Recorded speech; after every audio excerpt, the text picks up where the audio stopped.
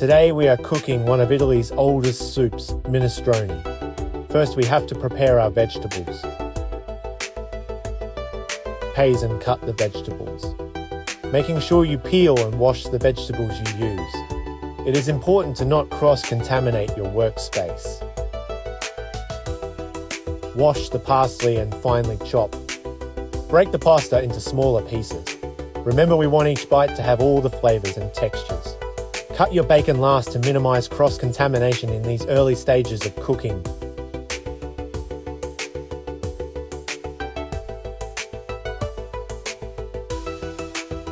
Sauté onions, leeks and garlic. Then add vegetables. Add the tomato paste.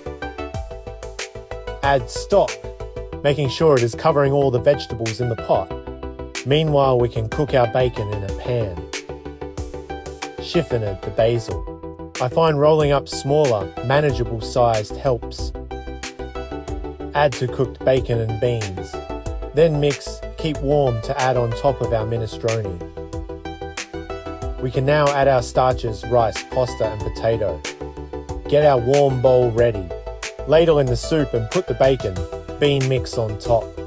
Add cheese. Points to remember when you add the starches to stir, because the starches will thicken the soup and it could burn on the bottom. Let's get to work.